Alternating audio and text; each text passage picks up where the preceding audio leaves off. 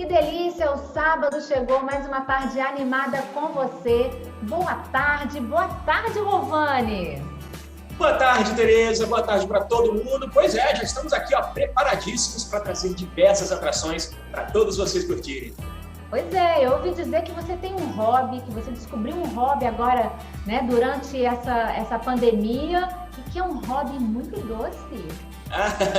Pois é, o pessoal aqui da nossa produção ficou sabendo que eu estou desenvolvendo um hobby, uma atividade nova na minha vida. Ainda estou aprendendo muita coisa, né, desenvolvendo as primeiras práticas, as primeiras técnicas, mas é um hobby que vem crescendo bastante, uma atividade que vem chamando a atenção de muita gente.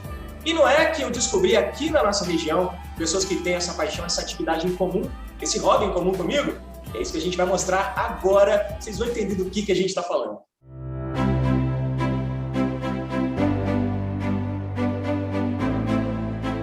Quando ela dá as caras sozinha, muita gente se incomoda. E se vier em bando, então, aí é medo na certa. Apesar do perigo que uma picada de abelha representa, a gente aprende desde criança que elas só atacam quando se sentem ameaçadas. Então jamais esqueça que elas são muito mais nossas amigas do que inimigas.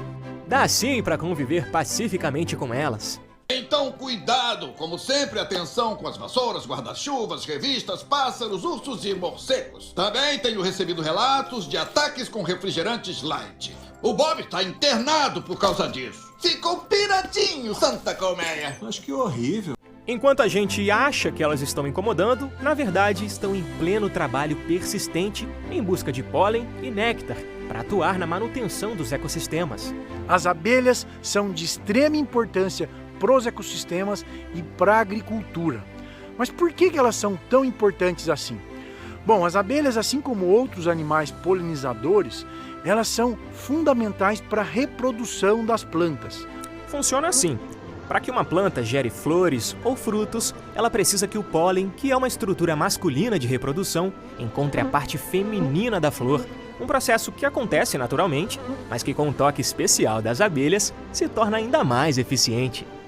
É que enquanto elas estão coletando alimento, tanto as abelhas nativas quanto as que possuem ferrão exposto acabam espalhando incontáveis grãos de pólen entre as flores.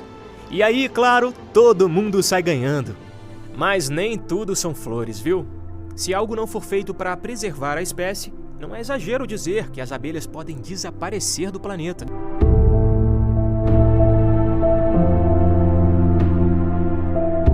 Esse processo é vital para a conservação dos ecossistemas, para a reprodução das plantas, para a alimentação dos animais.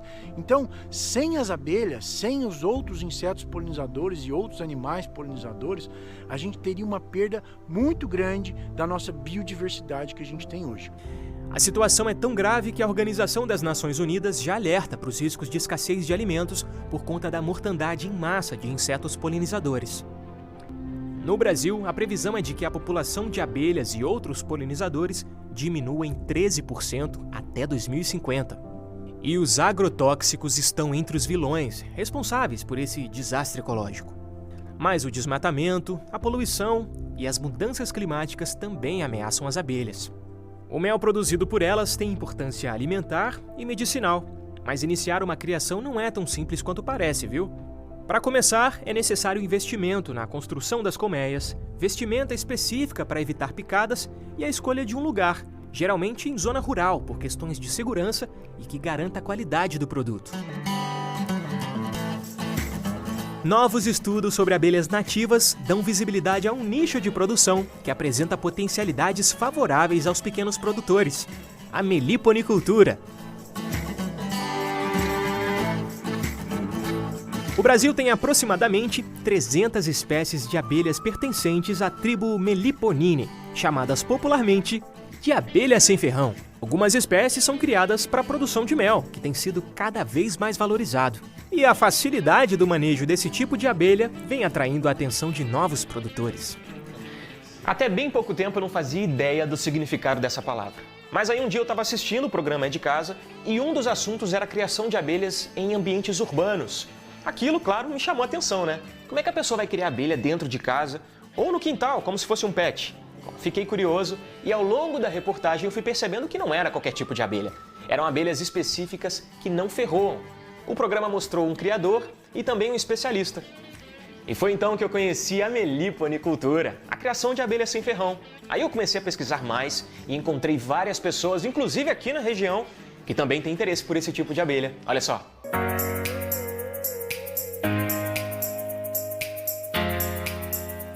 Estamos na Ilha Grande, litoral sul do Rio de Janeiro, distante 21 quilômetros do cais localizado no centro de Angra dos Reis. A ilha é um dos destinos mais procurados por turistas por conta de paisagens como essa. Bem-vindos ao Saco do Céu.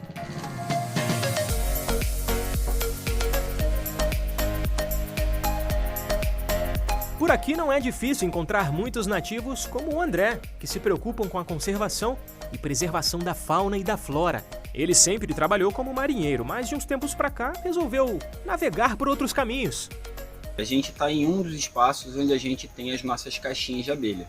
Nós começamos nesse universo há mais de 15 anos atrás, por intermédio de um grande amigo meu. Ele trouxe até a nossa comunidade um curso gratuito e aí a gente aprendeu um pouco dos princípios da criação de abelhas nativas sem ferrão.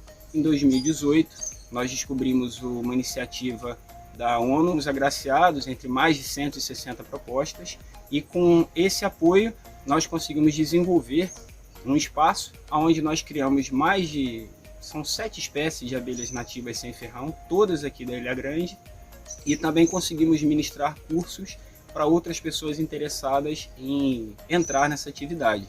A missão do André vai muito além do cultivo das espécies. Enquanto as abelhas espalham o pólen, ele trabalha espalhando conhecimento. E quando a gente fala de criação racional de abelhas sem ferrão, a gente está falando, na maioria das vezes, da caixa ímpar. A caixa ímpar é uma das grandes inovações que permitiram a criação das abelhas sem ferrão. Para quem não conhece, a caixa ímpar ela é feita de ninho, sobreninho e melgueira. Aqui ficam as abelhas jovens, aqui elas vão completar a parte superior do ninho, que pode ser utilizada eventualmente para uma divisão, e aqui em cima a melgueira, onde elas depositam parte do alimento delas. O bacana de você poder falar desse assunto num programa como esse é você mostrar para muitas pessoas que essa é uma atividade que pode ser exercida por qualquer pessoa de qualquer idade que queira começar a criar abelhas nativas sem ferrão. Já o Igor tem só 20 anos, é da cidade de Timóteo, Minas Gerais, e se interessou pelas abelhas em 2016. Só que o primeiro contato não foi com as espécies nativas, uma experiência que não deu muito certo. Antes de eu conhecer as nossas abelhas sem ferrão, que são as nossas abelhas brasileiras, meu pai teve uma ideia de criar as abelhas apis, que são as apis melíferas, abelhas que contêm ferrão. Era uma produção muito pesada, então como eu era uma pessoa jovem, ainda tinha 16 anos de idade, eu não aguentava carregar tanto peso, porque as abelhas com ferrão, elas produzem tanto mel que é muito pesado. Nessa época, era tão poucas informações que eu fui pesquisando através de fotos, alguns vídeos que tinham na internet e fui aprendendo que existiam as abelhas sem ferrão. Apesar da pouca idade, o Igor já domina o assunto e até criou um canal na internet porque tem muita gente interessada, viu? É o maior canal sobre meliponicultura na internet. Eu sou Igor Rodrigues do canal Vida das Abelhas e hoje, pessoal, eu trago pra vocês um vídeo top. E pra quem tá querendo começar, se liga então nas dicas desse rapaz aí.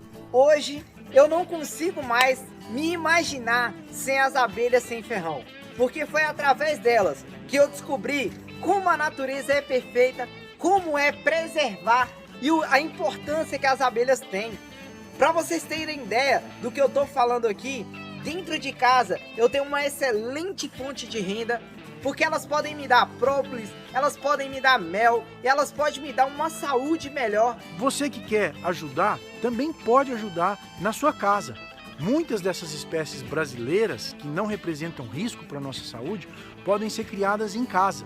Você pode manter na sua casa uma colmeia de jataí, uma colmeia de mandaçaia, espécies de abelhas brasileiras que produzem mel de excelente qualidade, são dóceis, vocês vão amar essa atividade, é uma atividade até viciante e ao mesmo tempo vocês ajudam o meio ambiente. Eu comecei essa matéria aqui falando do quanto eu fiquei curioso, comecei a pesquisar sobre essa coisa de ter as abelhas dentro de casa, produzir o próprio mel. Mas para quem tá achando que eu fiquei só na pesquisa, tá enganado, viu? Eu fiz até um cursinho pela internet, gente. Comecei a trocar experiências com as pessoas mais entendidas, né, no assunto. E olha só no que deu. Hoje eu já tenho as minhas próprias colmeias de abelhas aqui dentro da minha casa, no meu terraço, né, mais precisamente. Comecei com uma, olha, com essa daqui, já tinha bastante abelha, mas eu não me contentei. Hoje já são 2 caixas cheinhas de abelhas, todas sem ferrão, é claro, aqui no meu terraço, e elas são os meus xodós, viu? Todo dia eu tenho que dar uma passada por aqui, avaliar como é que tá a saúde das colônias, dou aquela revisada também, né, por dentro das caixas, abro ali direitinho. E desde o começo sempre foi muito tranquilo para mim, muito fácil fazer esse manejo, mas teve gente aqui em casa que ficou preocupada, que é a Dona Janete. Chega aqui pertinho, Dona Janete, para explicar. Ficou preocupada com a abelha dentro de casa no começo, né? Por quê? Porque, com certeza. Ué, porque, né, a gente não veio criar abelha em terraço. Em fazenda, em sítio. Ficou com medo de ferroar? Fiquei. E aqui tem as crianças também, tem meus netinhos que vêm aqui, tem os cachorros. 4 cachorros, né? E eles gostam de ficar aqui em cima. E aí eu acabei ganhando até uma ajudante, né? Porque tem dia que eu não consigo vir aqui e dar aquela olhada. Dona Janete é que vem pra mim, então tem que agradecer, né? Tá vendo? E ela me ajuda aqui e isso é ótimo pra mim. Porque a ideia não é parar, né? Eu pretendo daqui a pouco encher isso aqui tudo de abelha, tá bom, Dona Janete? Sem ferrão, né? É, tudo sem ferrão. Tudo sem ferrão, porque, nossa Deus. Tudo sem ferrão, né? Pra ser assim. E olha, em tempos de pandemia, a criação de abelhas nativas tem sido mais do que um hobby pra mim. Tem sido até terapia. Muito bom. Fica a dica, viu? Além de encontrar uma atividade apaixonante, ao se tornar um meliponicultor, você faz sua parte preservando o ecossistema e a natureza retribui com muitos benefícios. Afinal de contas, em tempos tão difíceis como esse que estamos vivendo, é melhor levar a vida assim, bem mais doce, né não?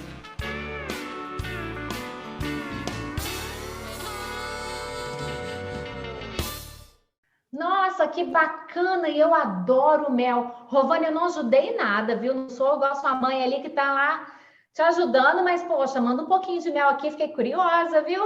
Olha, todo mundo aqui da nossa equipe também ficou com vontade de provar desse mel, mas assim que puder, todo mundo vai, com certeza, ser convidado para lá visitar o meu meliponário e conhecer as minhas espécies. Vai ser um prazer. Agora, ó, você fica esperta por aí, porque dessa vez a galera mostrou um hobby meu, mas a qualquer momento eles podem descobrir alguma coisa sua também e se transformar, isso pode se transformar em matéria aqui no programa. Que será, hein? Hora do nosso intervalo. Daqui a pouquinho a gente está de volta com muito mais curiosidades para vocês. Rapidinho, né, Thalita?